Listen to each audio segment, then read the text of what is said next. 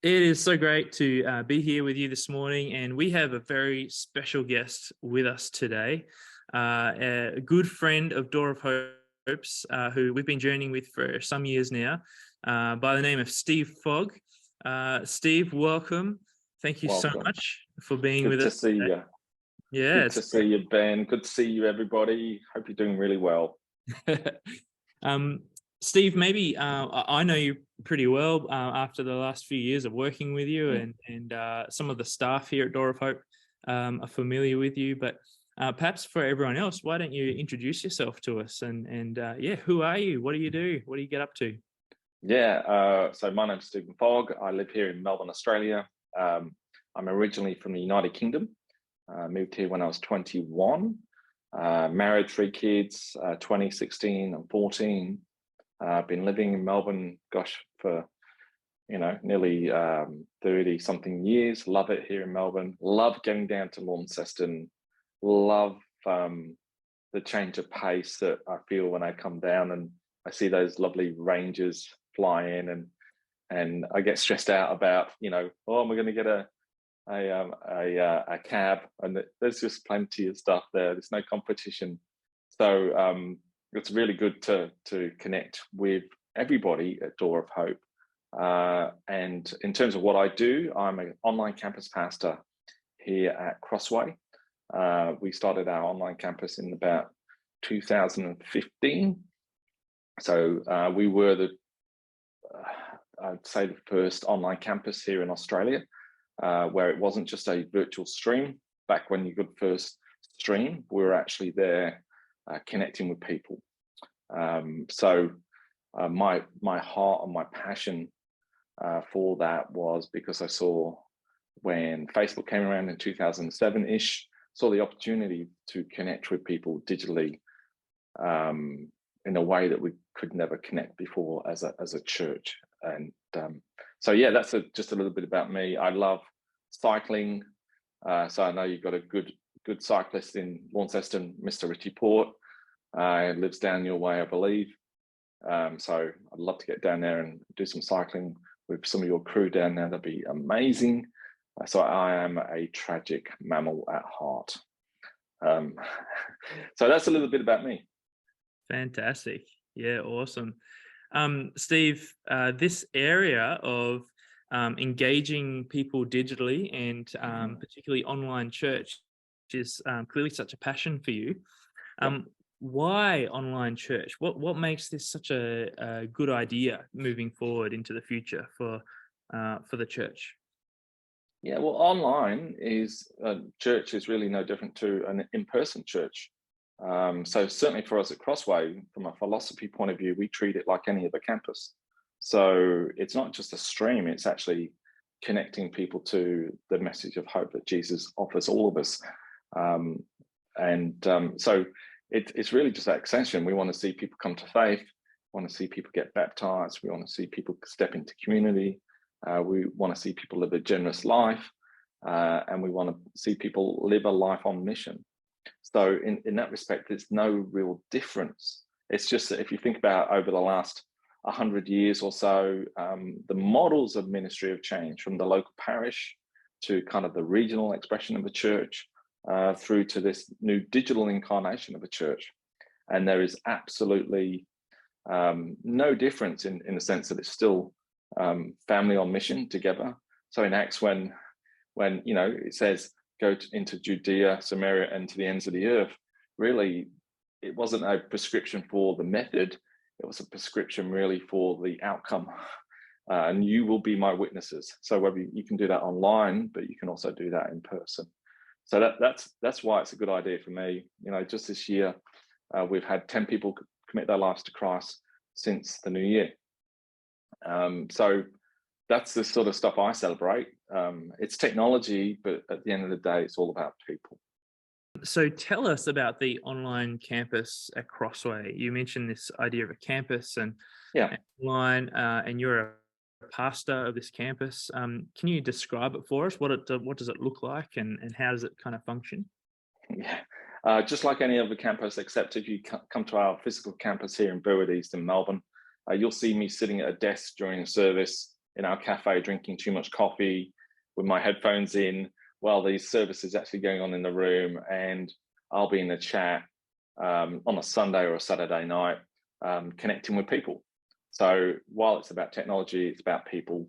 And really part of my role is to pastorally lead them and help them get connected to Christ. So whether it's some Rose in Kenya or a young man that I met who lives in Turkey, or Anna in the Philippines, or someone locally here who finds out about the church, it's really the opportunity is the same. The technology allows us to do things a little bit different, and it also has its limitations as well. But in terms of mission, it's really just helping us get in front of people in a way that the church, I should say, get in front of people in a way that we've never been able to do that before. If you think about, mainstream media, for example, there's always a level of control on mainstream media. And I know churches through the ages have done things like radio ministry and wanted to be on TV and all that sort of stuff, because again, it's all about being on mission. And really online is just another extension of that in some ways. It's another channel but the advantage of this channel is that we can reach people directly in their own home or on their phone or on their laptop or in their ears if they're listening to a podcast or on YouTube or on TikTok. Like, it's not restricted to a Sunday service as such. The opportunities are much more broader than that. So for us here at Crossway, while Sunday services and Saturday services are a key part of what we do in our online ministry, it doesn't end there. I think many people would think, and comparing it to perhaps radio ministry, television ministry in the past, of largely perhaps a broadcasting of content. But what I've heard you talk about in the past is actually you get a lot more personal than that in a pastoral sense. Could you maybe flesh that out a bit, your personal pastoral role and the kinds of things that you do in that? Yeah, absolutely. Look, I mean, I have message conversations every single day. So again, the technology just serves as a functional tool. So yes, while we do broadcast on a Sunday and it's a big church online and all that sort of stuff, actually what I love doing is following up with people one-on-one. And that's praying for someone in a chat. That's a voice recording. That's helping them step into our online community in our Facebook group. And then that allows us just to have a more in-depth conversation. And the wonderful thing, Ben, about online is that people are extremely transparent, extremely quickly. One of the things about in-person versus online, there's a lot of niceties that we have to get through. There's a lot of social norms, whereas in a one-on-one chat, when people know I'm a pastor, they just pour out their soul to me, and are very honest, very, very quickly, and very, very real. And that's really a heart of why I love doing pastoring in an online setting, is because people, for the first time, there was a young man in Brisbane, for example, who watched our service, and he reached out to me, and I prayed for him, and he said, look, I'm really struggling with alcohol addiction. Do you know anywhere that could help me? Now, he's in Brisbane, we're here in Melbourne, but I know some great churches in Brisbane. So I just reached out to them, hey, do you know anyone that could help? And they've all got services, and lined him up with one of their churches. So it's really about people at the end of the day going through different things in their life. Some people are searching for meaning. Some people are searching spiritually. People who have issues going on in their lives. And online is really just one way you can kind of scale that, but also hyper-personalize that in a really meaningful way that in person sometimes takes a little bit longer, a little bit in terms of trust to get to know someone. So that's what I love about online. I can send someone a message, they don't know me from a bar of soap, but they check me out, they stalk me, they see who I am. Okay, he seems honest, and we've seen him on the screen, and then the conversation really gets very deep very quickly. And it's rapidly changing. I mean, that's the reality, that if I think about when we first started to now, and we had this little thing in the last couple of years of the global pandemic, which has really accelerated digital transformation in so many organizations. And, you know, if you think about businesses, you know, here in Melbourne, we're now used to doing Zoom calls. And, you know, it's not a bad thing. We're now used to not being in the office. We're now used to not traveling interstate because we can hop online. And again, they're just tools. It's going to change again in terms of the use of those tools. But if we can leverage that for the cause of Christ and help people discover Jesus for the very first time, that's amazing. Yeah, wow. You shared a couple of little stories already. Do you have any other like inspiring stories of transformation and hope that you can share with us?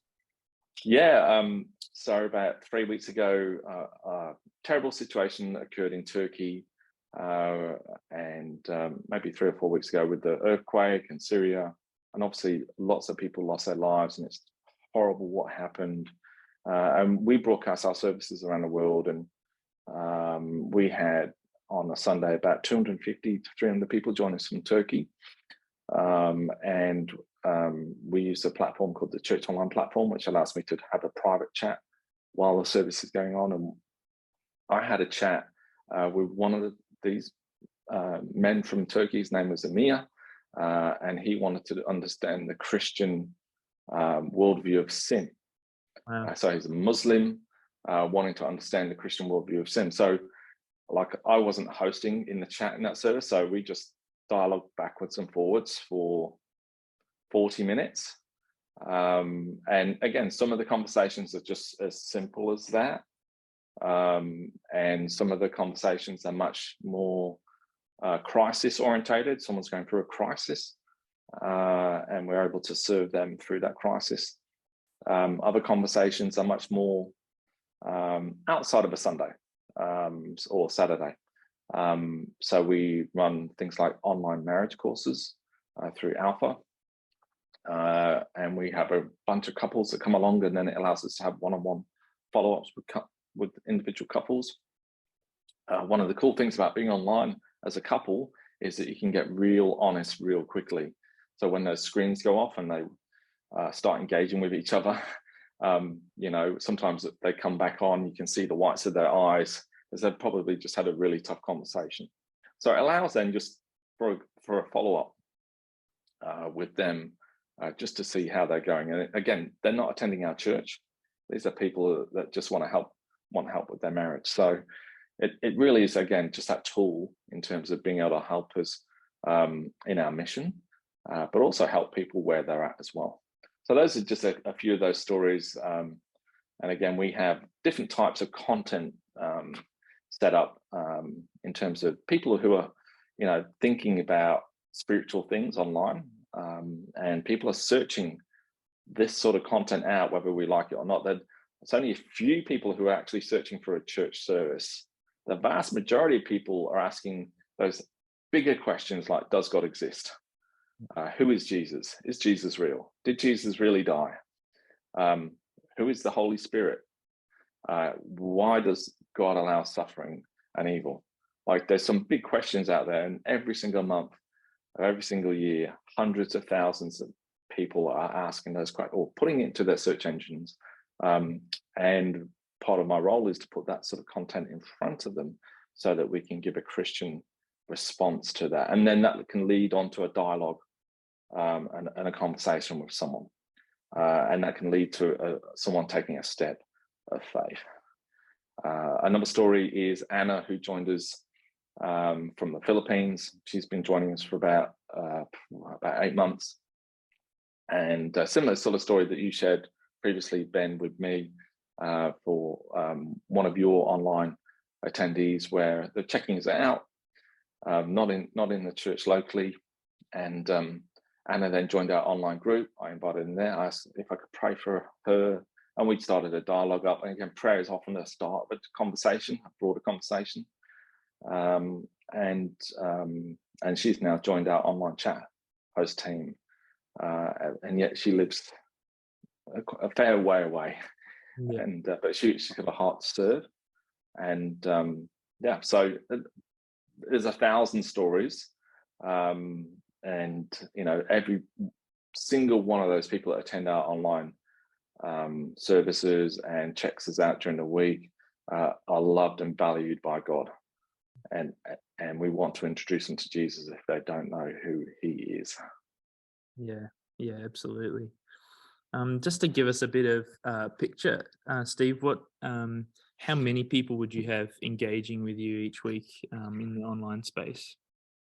Yeah, good question. So in our weekend services, it's in the thousands. It really depends on the time of year. We digitally on mission. So we're putting ads out there on mission. So we do reach more people than that, but organically, those who are just checking us out, it'll be in the low thousands. But we are reaching more people out there. So if you think about your church, you've got an incredible facility. You've got that wonderful door of hope along the side of the building there. I know we stayed in Launceston. I know it's got lights and it's lit up at night. You're using methodology to get found by more people as they drive by. Online, we use ads to get found by more people so that they can explore faith. And that's what we do every single week. We'll do anything short of sin to reach people online. And, so we're just using the tools that are at our disposal to be able to do that. And you've got an incredible facility. So, when I've been down there, I've just gone, wow, you are all doing such an incredible job locally on mission. And I'm just so excited what God is going to do through you online. One of our biggest focuses for the next few years is going to be all about engaging our digital community. And I'm wondering, just to finish up, if you've got any words of encouragement for us as a church with regards to this kind of key focus for the next few years. Yeah, I'd just say be brave. For some of you, it's a scary world. For some of you, you're a digital native. For those who are digital natives, get involved. You are the church of the future online. Everybody plays a part in serving the body of Christ online. If you're a little bit more reserved online, we completely understand that too. But again, support the mission. The mission, while we won't physically see someone sitting in our room on a Sunday, people are there. So support the team in the mission. God has called your church to a unique mission. You're in a unique place. And really the mission of God is in your hands, both in person and online. And the last thing I'd say is pray for those that attend your online service. Digital mission is just that. It is literally, there are people checking faith out, people who are skeptical. They won't attend your in-person services, but they're willing to check you out online. So be prayerful for those people, because they are checking you out every single week. Most churches don't know this, but normally on a church website, over 70% of people who visit churches online are first-time guests. So be prayerful, support the team, and have that digital mission mindset. That's what I'd encourage you with. Well, thank you so much, Steve. Thanks for your time today. And all the blessing on you guys at Crossway and what you're doing there. We really admire you and inspired by what you're doing. And we're just so encouraged by what you're up to, and how you're leading actually our whole country really when it comes to this space, and your willingness to sow into other churches as well is really great, and we appreciate it. We appreciate you and Crossway, and say hello to Pastor Dale for us and everyone else there. I will do, and I can't wait to hear the stories that are going to keep emerging from your community as you take these steps out into digital mission. All right, thanks, Steve. Take care.